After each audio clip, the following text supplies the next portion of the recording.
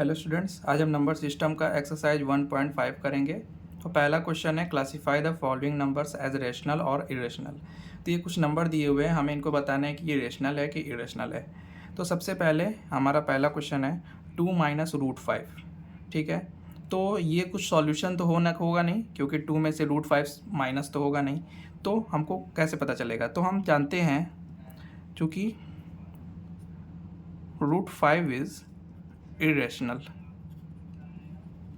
ये हमने पीछे पढ़ चुका है, रूट 5 क्या होता है? इरेशनल होता है। तो रेशनल में से इरेशनल सब्ट्रैक्ट करेंगे तो इरेशनल ही आएगा। So 2 minus root 5 is also irrational. ठीक है, तो ये हमारा आंसर हो जाएगा इरेशनल। सेकंड होगा क्या? सेकंड, हम इस ब्रैकेट को ओपन करेंगे तो क्या आएगा? 3 माइनस रूट 23 और बाहर माइनस रूट 23। ठीक है, ये प्लस था, तो प्लस रूट 23 माइनस रूट 23 आपस में सब्ट्रैक्ट होकर कट जाएंगे, जीरो हो जाएगा। क्या आएगा? 3, जो कि क्या 3/1 लिख सकते हैं, p/q के फॉर्म में है। तो ये हमारा हो जाएगा रेशनल नंबर। ठीक है, ये हमारा रेशनल नंबर हो जाएगा। उसी तरह 2√7 अपॉन 7√7, तो √7 से √7 कट जाएगा। तो जब भी हम लोग ऐसे काटते हैं तो देखते हैं जिन दो नंबरों को हम लोग काट रहे हैं उसके साथ कुछ भी प्लस या माइनस में नहीं लगा होना चाहिए। जैसे √7 के यहाँ पे प्लस माइनस में कुछ नहीं लगा है, मल्टीप्लाई में लगा है वो ठीक है, यहाँ पे भी मल्टीप्लाई में 7 है ठीक है, प्लस माइनस में नहीं होना चाहिए, तो कट कर दिए। क्या आ गया? 2/7, जो कि p/q के फॉर्म में है। तो ये भी क्या हो जाएगा? रेशनल हो जाएगा। उसी तरह 1/√2, 1 को √2 से डिवाइड करेंगे तो √2 हमारा इरेशनल नंबर है, तो डिवाइड करने पे भी क्या आएगा? ये इरेशनल ही आएगा। ठीक है, क्वेश्चन नंबर 5 हमारा यहाँ पे क्या है? 2 पाई। हमने पहले ही बताया था कि पाई, चूंकि पाई इज इरेशनल, पाई हमारा इरेशनल नंबर होता है, इसलिए 2 पाई इज ऑल्सो इरेशनल।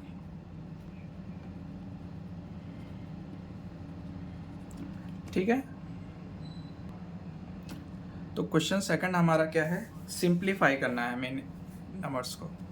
तो पहला 3 + √3 ब्रैकेट इंटू में 2 + √2। तो जब ऐसे दो ब्रैकेट है तो हम लोग क्या करते हैं? पहले नंबर्स को इन दोनों से मल्टीप्लाई और दूसरे नंबर को इन दोनों से मल्टीप्लाई। तो पहले 3 को इन दोनों से मल्टीप्लाई करेंगे, तो 3 × 2 + √2 ब्रैकेट क्लोज, फिर प्लस √3 को भी इन दोनों से करेंगे तो 2 + √2। ये हमारा डिस्ट्रीब्यूटिव प्रॉपर्टी यहाँ पे फॉलो करता है। ठीक है, अब जो बाहर रहता है ब्रैकेट के वो दोनों के साथ मल्टीप्लाई हो जाता है, तो 3 × 2 जाएगा प्लस 3 × √2। उसी तरह प्लस ये √3 × √2, √3 × √2, सबको मल्टीप्लाई करेंगे। 3 × 2 = 6। ये दोनों मल्टीप्लाई तो होगा नहीं क्योंकि रूट वैल्यू है, तो 3√2 लिखा जाएगा, और ये भी 2√3। और ये क्योंकि दोनों पे रूट है तो दोनों अंदर वाले मल्टीप्लाई हो जाएंगे, यानी रूट से। तो अब आगे कुछ सॉल्यूशन नहीं होगा, ये हमारा यही आंसर हो जाएगा। सॉल्यूशन क्यों नहीं होगा? क्योंकि √6 और कहीं नहीं है, √3 और कहीं नहीं है, √2 भी और कहीं नहीं है, तो यही हमारा इसका आंसर हो जाएगा। सेकंड हम यहाँ पे देख रहे हैं, हम लोग इसको भी डायरेक्ट इसको इन दोनों से कर सकते हैं, इसको इन दोनों से, लेकिन हम देख रहे हैं यहाँ पे हमारा एक आइडेंटिटी लगेगा। ठीक है, तो हम लोग यहाँ पे आइडेंटिटी यूज़ करेंगे।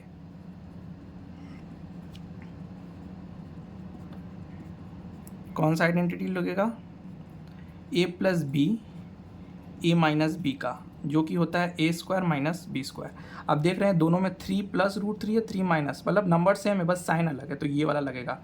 ये हमारा a है, ये b है, ये a है, ये b है, तो 3 + √3, 3 - √3 क्या हो जाएगा? a², a की जगह क्या है? 3 है, तो 3 का स्क्वायर, माइनस b की जगह √3 है, तो √3 का स्क्वायर, 3 का स्क्वायर 9। और किसी भी रूट वैल्यू का जब स्क्वायर करते हैं तो रूट हट जाता है, यानी ये आ जाएगा ओनली 3, 9 में 3 गया 6, तो ये हमारा आंसर हो जाएगा। ठीक है, क्वेश्चन नंबर थर्ड में हमारा आइडेंटिटी लगेगा। कौन सा identity? a + b whole square, a + b का होल स्क्वायर, जिसको एक्सपेंड करने पे आता है A square plus B square plus 2ab। तो उसी तरह यहाँ पर भी √5 प्लस √2 का स्क्वायर क्या होगा, ये हमारा a हो गया, ये हमारा b हो गया। तो a का स्क्वायर यानी √5 का स्क्वायर, b का स्क्वायर यानी √2 का square plus 2 into a into B. तो अभी हमने बताया किसी भी नंबर पर रूट है उसका स्क्वायर करते तो रूट हट जाता है, यानी √5 का स्क्वायर 5, √2 का स्क्वायर 2, और ये दोनों आपस में मल्टीप्लाई हो जाएंगे तो 5 2 10 हो जाएगा, तो 2√10। तो ये दोनों आपस में ऐड हो जाएंगे तो 7 प्लस 2√10। अब इसके आगे सॉल्व नहीं होगा तो ये हमारा आंसर हो जाएगा। क्वेश्चन नंबर 5 में भी हमारा आइडेंटिटी लग रहा है, सेम आइडेंटिटी जो हमने अभी ऊपर किया है। कौन सा, a प्लस बी और a माइनस बी। तो ये आगे पीछे भी हो सकता है, जैसे a माइनस बी पहले हो सकता है, a प्लस बी बाद में हो सकता है, इसमें कोई प्रॉब्लम नहीं है, बस ये दोनों मल्टीपल में होना चाहिए। इक्वल टू क्या होता है, a square minus B square, इसीलिए √5 माइनस √2, √5 प्लस √2 क्या हो जाएगा, ये हमारा a हो गया, ये हमारा b हो गया, ये a और ये b। तो a का स्क्वायर यानी √5 का स्क्वायर माइनस b का स्क्वायर यानी √2 का स्क्वायर, √5 का स्क्वायर 5, √2 का स्क्वायर 2, 5 माइनस 2 इट्स 3। तो ये हमारा आंसर हो जाएगा। ओके, क्वेश्चन नंबर 3 हमारा है, recall pi is defined as the ratio of circumference c to its diameter d, that is pi is equal to c by d. It seems to contradict that fact that pi is irrational. How will you resolve this contradiction? Okay, तो यहाँ पे देखिए सबसे पहले बोला क्या है question में कि अगर पाई जो होता है वो रेशियो होता है सरकमफ्रेंस और डायमीटर का। ये आपका सर्कल है, ये डायमीटर है, तो डायमीटर और इस टोटल सरकमफ्रेंस क्या होता है, बाउंड्री ऑफ द सर्कल, ठीक है। तो सरकमफ्रेंस और डायमीटर का रेशियो पाई होता है, बट और हम लोग क्या जानते हैं कि पाई क्या है, एक इरेशनल नंबर है, ठीक है। तो कंट्राडिक्ट हो गया, कंट्राडिक्ट का मतलब अपने ही कई बातों का वो विरोध कर रहा है। एक तरफ कह रहा है कि पाई p/q के फॉर्म में लिखा जा सकता है, यानी रेशियो है, दैट मीन्स रेशनल नंबर है, और दूसरी तरफ वो कह रहा है कि ये इरेशनल होता है। तो अपनी बात का ये विरोध कर रहा है, इसीलिए कंट्राडिक्ट कर रहा है। तो हमें उसी को क्लियर करना है, ठीक है। तो ये सॉल्व किया हमने पहले से बता रहे। तो हमने क्या बताया है, pi as 22/7 is only an approximate value and so we can't say that it is in the form of rational number, ठीक है। क्या समझे हम लोग कि जो ये सर्कल बनता है इसमें, तो जो सरकमफ्रेंस होता है और जो डायमीटर होता है, ये दोनों वैल्यू आपका अप्रॉक्स होता है। मतलब एक फिक्स्ड वैल्यू नहीं है कि अगर 4 सेंटीमीटर है तो 4 सेंटीमीटर, ये कोई फिक्स्ड वैल्यू नहीं है, कम ज़्यादा है तो अप्रॉक्स होता है ये दोनों वैल्यू। और अप्रॉक्स होता है दैट मीन्स इरेशनल होगा और नीचे वाला भी इरेशनल होगा। तो इरेशनल और इरेशनल का रेशियो भी जो होगा आपका इरेशनल होगा, ठीक है। तो फिर हमने क्या बताया यहाँ पे, the value of pi is calculating as, जो हम लोग पाई का वैल्यू कैलकुलेट करते हैं जो एक्चुअल में गिवन होता है वो होता है non terminating and non recurring. ये हमारा पाई का वैल्यू होता है 3.1415, ये चलता जाता है, रुकता नहीं है, ठीक है। That means non terminating and non recurring है, तो इरेशनल हो गया। लेकिन जो हम लोगों के बुक में दिया होता है किसी भी क्वेश्चन को सॉल्व करने के लिए, कैलकुलेट करने के लिए, तो हमें 22/7 के फॉर्म में दे देता है। तो 22/7 हमारा क्या है, एक तो p/q के फॉर्म में है, हम इसको रेशनल बोल सकते हैं, ठीक है। क्योंकि जब इसको हम लोग डिवाइड देंगे तो हमारा वैल्यू ये आएगा, 7 के बाद ये अगेन रिपीट होने लगेगा 1 4। तो ये बट ये केवल कैलकुलेट करने के लिए हमें वैल्यू गिवन होता है, बट रियल पाई की वैल्यू ये हमारा है, ठीक है। तो पाई जो है वो 22/7 के इक्वल नहीं है, क्योंकि ये आप देख रहे हैं ये वैल्यू इसके इक्वल नहीं है। दैट मीन्स 22/7 पाई के इक्वल नहीं है। तो वही हमने यहाँ बताया कि 22/7 जो है हमारा पाई के इक्वल नहीं है, क्योंकि 22 और 7 जो होता है, ये 22 होता है ये सरकमफ्रेंस होता है, जो 7 होता है ये डायमीटर होता है। तो ये एक अप्रॉक्सीमेट वैल्यू है, इसीलिए ये आपका इरेशनल नंबर होगा पाई। ओके, क्वेश्चन नंबर 4 में √9.3 को नंबर लाइन पे रिप्रेजेंट करना है। तो ऐसे क्वेश्चन जिसमें पॉइंट में आए रूट के अंदर, उसमें क्या करते हैं, जितना वैल्यू दिया है 9.3 उतने वैल्यू का ही एक लाइन खींचेंगे। तो ये हमने रूट 9.3 यहाँ पे खींच लिया है, इसको पॉइंट दे देंगे ए और ये हमारा हो जाएगा पॉइंट बी। फिर ये 9.3 खींचने के बाद जो पॉइंट बी है उसको 1 सेंटीमीटर एक्सपेंड करेंगे। तो यहाँ से 1 सेंटीमीटर एक्सपेंड कर लिया हमने। एक्सपेंड पॉइंट को बोल देंगे सी। ओके, ये सी पॉइंट हो गया। अब जो हमें ए और सी मिला है, यहाँ पे एक सेमी सर्कल ड्रॉ करना है यहाँ पे। तो सेमी सर्कल ड्रॉ करने के लिए बीच में कोई सेंटर चाहिए, तो वो सेंटर फाइंड करने के लिए हम लोग क्या करेंगे, हमको AC डायमीटर को लेकर सेंटर मतलब सर्कल खींचना है। तो हाफ से ज़्यादा लेंगे, क्योंकि AC को बाइसेक्ट करना है, इसलिए C पे रख के हाफ से ज़्यादा लिए, ऊपर और नीचे आर्क कट किए। A को हाफ से ज़्यादा लेके इधर और नीचे कट किए। दोनों पॉइंट मिल गए, दोनों पॉइंट को मिला देंगे।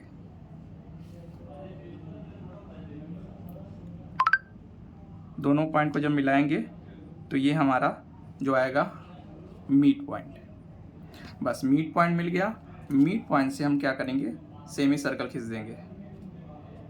ये सी हमने सी तक देख लीजिए, सी तक नाप लिया है, मतलब ए तक, और यहाँ सेमी सर्कल यहाँ पे हमने खींच लिया है। अब क्या करेंगे, जो बी पॉइंट है यहाँ से एक परपेंडिकुलर ड्रॉ करेंगे। बी पॉइंट से एक परपेंडिकुलर ड्रॉ करेंगे बिल्कुल 90 डिग्री का। ये हमारा मान लो एक्स तक गया है। तो ये जो जहाँ पे कट करेगा वो पॉइंट होगा हमारा डी, ठीक है। और जो ये बी और डी है, यही हमारा एक्चुअल में 9.3 का वैल्यू है। ओके, यही हमारा 9.3 है जो बी डी है। ओके, अब क्या करेंगे, इस लाइन को थोड़ा और आगे बढ़ाएंगे।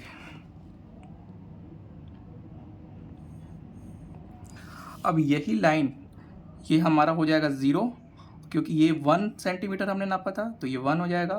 फिर उसी तरह 1-1 सेंटीमीटर नाप के 2, 3, 4 ऐसे लिख लेंगे। तो मेन हमारा नंबर लाइन यहाँ से बनेगा 0, 1, 2, 3, 4। ये 9.3 ये है, तो ये हमारे मेज़रमेंट होगा, यानी रेडियस हमारे सर्कल का।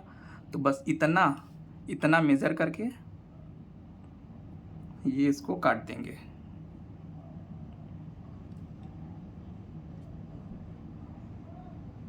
ओके, तो हमने यहाँ से ये मेज़र लेके यहाँ एक आर्क काट दिया। ये आर्क आपका कहाँ तक आया, 3 और 4 के बीच में आया। दैट मीन्स देखिए, अगर ये आपका यहाँ से यहाँ तक वैल्यू रूट 9.3 है, तो ये हमने सर्कल खींचा है, तो ये इस सर्कल का रेडियस हुआ। तो ये सर्कल जब खींच रहे हैं तो ये बी से लेके यहाँ तक का वैल्यू भी इसका क्या हुआ, रेडियस ही हुआ। तो रेडियस तो हर जगह सेम होता है, तो ये वैल्यू भी आपका 9.3 हो जाएगा, जैसे यहाँ पे 9.3 था। ठीक है, हम इसका एक कुछ स्टेप्स लिख देते हैं यहाँ पर। तो हमने देखिए यहाँ पे इसके सारे स्टेप्स लिख लिए हैं। कैसे, पहले draw a line A B of length 9.3, पहले 9.3 का लाइन ड्रॉ किया। Expand point B to C of length 1 centimetre, B से सी तक 1 सेंटीमीटर एक्सपेंड किया। Taking O as a centre of A C, जो यहाँ हम लोग ओ मान लिए बीच वाले पॉइंट को, जो कि ए सी का सेंटर था। और कैसे हमने सेंटर फाइंड किया, आर्क काट के, वो भी देखा आपने। तो यहाँ पे सेंटर से हमने एक सेमी सर्कल ड्रॉ किया, ठीक है। फिर from point B draw a perpendicular B X, point B से एक परपेंडिकुलर यहाँ ड्रॉ किया बी एक्स, जो कि इस सेमी सर्कल को डी पे काटता है, ठीक है। फिर बी पे हमने कंपास रख के बी डी लेंथ का आर्क काटा, जो कि इस नंबर लाइन को जिस पॉइंट पे काट रहा है वही हमारा रूट 9.3 है, ठीक है। तो हमने यहाँ पे सारे लाइन लिख दिए। अब सबसे इंपॉर्टेंट चीज़ हमने एक यहाँ पे किया है, ओ और डी को मिला दिया है। तो क्यों मिला है, सबसे पहली बात, रूट 9.3 आया कहाँ से, ये हम सबसे पहले देखेंगे। तो कैलकुलेशन देखिए, तो हमें इस ट्रायंगल को लेकर चलेंगे। ये जो ट्रायंगल है ओ बी डी, हमारा डी और बी का वैल्यू रूट 9.3 आया है, ठीक है। तो हमें ओ बी का वैल्यू सबसे पहले निकालना है। तो हम देखते हैं यहाँ पे ए बी हमने खींचा था 9.3, और ए से लेकर सी तक 9.3 में 1 जोड़ देंगे तो ए से लेकर सी तक हो गया 10.3, ठीक है। तो ओ सी और ओ डी, यहाँ से लेके ओ डी और ये ओ सी, ये दोनों तो इस सेमी सर्कल के रेडियस है। देखिए सेमी सर्कल एक सर्कमफ्रेंस है, यहाँ से सेंटर तक, यहाँ से सेंटर तक दोनों रेडियस है तो दोनों बराबर होंगे, और दोनों होंगे किसके, टोटल यहाँ तक 10.3 था और ये OC आधा है, तो 10.3/2 हो गया OC और OD दोनों का वैल्यू। ठीक है, अब OB अगर निकालना है तो OB क्या होगा, OC में से BC माइनस कर देंगे तो केवल OB आ जाएगा। तो OB हमने निकाला, OC माइनस BC, OC का वैल्यू क्या था, अभी हमने देखा था 10.3/2 और BC का वैल्यू 1, सब्ट्रैक्ट किया 8.3/2 हमारा वैल्यू आ गया। हम इसको भी डिवाइड नहीं दिए हैं क्योंकि हमारा कैलकुलेशन इससे थोड़ा हार्ड हो जाएगा। ठीक है, उसके बाद हम लोग क्या करेंगे, पाइथागोरस प्रॉपर्टी अपना लगाएंगे इसी ट्रायंगल पे। तो इस ट्रायंगल के अकॉर्डिंग पाइथागोरस प्रॉपर्टी हमारा क्या लगेगा, हाइपोटेनियस का स्क्वायर जो कि OD है इक्वल टू परपेंडिकुलर का स्क्वायर दैट मीन्स DB का स्क्वायर प्लस OB का स्क्वायर। हमें इस परपेंडिकुलर का वैल्यू चाहिए BD का, यानी इसका BD का वैल्यू चाहिए यानी DB का, तो इसको इधर भेज देंगे, तो इसको इधर भेज देंगे तो क्या हो जाएगा, OD का स्क्वायर, ये इधर आके माइनस में हो जाएगा, इधर आ जाएगा केवल DB का स्क्वायर। ओके, इसको और सॉल्व करेंगे। OD का वैल्यू अभी यहाँ पे लिखा था, OD का वैल्यू 10.3/2 उसका स्क्वायर माइनस OB का वैल्यू ये अभी हमने निकाला था 8.3/2 उसका स्क्वायर इक्वल टू DB का स्क्वायर। अब ये देखिए, इसको हम लोग स्क्वायर करके सॉल्व करेंगे, थोड़ा हार्ड हो जाएगा, बट हमने आइडेंटिटी पढ़ा है। और ये देखिए यहाँ पे कौन सी आइडेंटिटी लग रही है, A² माइनस B² की। ये देखिए A² माइनस B², क्या आइडेंटिटी होता है A² माइनस B² का, एक ब्रैकेट में A प्लस B, दूसरे ब्रैकेट में A माइनस B, और इधर DB का स्क्वायर। आइडेंटिटी हम आपको यहाँ बता देते हैं क्या होता है, A plus B A minus B equal to A² minus B² का, यही आइडेंटिटी हम लोगों ने यहाँ पे यूज़ किया। ठीक है, तो इन दोनों को जोड़ेंगे, देखिए LCM दोनों का सेम आएगा, और ऊपर का वैल्यू 10.3 प्लस 8.3, फिर इसका भी LCM 2 ही आएगा, 10.3 माइनस 8.3 इक्वल टू यहाँ पे DB का स्क्वायर। ये जोड़ेंगे आपका कितना हो जाएगा 18.6/2, ये देखिए इनटू में है, और ये सब्ट्रैक्ट होकर कितना हो जाएगा 2/2 इज इक्वल टू DB का स्क्वायर। 2 से 2 कट गया, ये गया किसी बार में 9.3 बार में, और इधर का स्क्वायर इधर आएगा तो ये रूट हो जाएगा। तो BD का वैल्यू यहाँ पे, हाँ देखिए हमने LCM ले लिया यहाँ पे, फिर प्लस कर दिया, फिर यहाँ सब्ट्रैक्ट कर दिया, फिर इसको इससे काट दिया, रूट 9.3 रूट में आ गया जो कि DB का वैल्यू आ गया, और हमारा यहाँ पे क्या था, DB का ये वैल्यू रूट 9.3 था। तो ऐसे हम यहाँ पे इसका पूरा कैलकुलेशन होगा। ठीक है, तो इस एक्सरसाइज का ये लास्ट क्वेश्चन है, rationalise the denominators of the following. तो हम कभी भी डिनोमिनेटर में रूट वैल्यू नहीं रहने देते हैं। ठीक है, तो सबसे पहले जब हमारा डिनोमिनेटर में रूट वैल्यू होगा तो हम उसको रेशनलाइज करेंगे। अगर नीचे केवल एक वैल्यू है यानी एक टर्म है जो कि रूट में है, तो हम लोग इसका क्या करेंगे, 1/√7 है। अगर एक ही टर्म है तो इसी टर्म को न्यूमरेटर एंड डिनोमिनेटर में मल्टीप्लाई कर देंगे। ठीक है, तो 1 से √7 मल्टीप्लाई होगा, √7 आएगा, √7 से √7 मल्टीप्लाई होगा।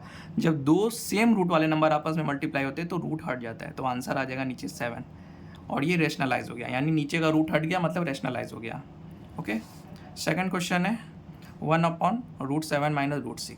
तो इस क्वेश्चन में हमारा एक आइडेंटिटी यूज़ होगा, क्या, A plus B A minus B equal to A² minus B²। ये आइडेंटिटी इस क्वेश्चन में यूज़ होगा। तो क्या होगा इसमें, जब नीचे दो टर्म हो तो सेम नंबर से मल्टीप्लाई करते हैं न्यूमरेटर और डिनोमिनेटर में, बस दोनों के साइन डिफरेंट रख देते हैं। जैसे यहाँ माइनस है तो प्लस कर देंगे, प्लस रहता तो माइनस कर देते हैं। यहाँ लिख देंगे √7 प्लस √6। ठीक है, सेम नंबर है, बस हमने साइन चेंज कर दिया। तो 1 का मल्टीप्लाई इसमें होगा तो क्या हो जाएगा √7 प्लस √6। अब यहाँ देखिए, यहाँ पे आइडेंटिटी लग रहा है A minus B A plus B, A B same है बस साइन अलग है, तो A plus B A minus B, तो क्या लिखा जाएगा A² माइनस B², यानी √7 का स्क्वायर माइनस रूट 6 का स्क्वायर, जो कि क्या आ जाएगा आपका रूट 7 प्लस रूट 6, और रूट 7 का स्क्वायर मतलब रूट 7 इंटू रूट 7, और रूट वाले नंबर सेम मल्टीप्लाई होते हैं तो रूट हट जाता है, यानी 7 माइनस रूट 6 का 6। आंसर आ जाएगा इसका रूट 7 प्लस रूट 6 अपॉन में नीचे 1। तो ये इसका आंसर हो जाएगा। और क्वेश्चन नंबर 3 हमारा बिल्कुल प्रीवियस की तरह है। इसमें भी हम लोग क्या करेंगे, 1 अपॉन रूट 5 प्लस रूट 2 को जितना हम प्लस में है तो माइनस से मल्टीप्लाई करेंगे, यानी रूट 5 माइनस रूट 2 से मल्टीप्लाई करेंगे, ऊपर नीचे दोनों तरफ। तो ऊपर मल्टीप्लाई होकर क्या हो जाएगा रूट 5 माइनस रूट 2, और नीचे अगेन फॉर्मूला बन जाएगा ए प्लस बी ए माइनस बी का, ए स्क्वायर माइनस बी स्क्वायर। ये क्या हो गया रूट 5 माइनस रूट 2, और रूट 5 का स्क्वायर 5, रूट 2 का स्क्वायर 2। तो आंसर इसका आ गया रूट 5 माइनस रूट 2, 5 माइनस 2 3। ये इसका आंसर हो गया।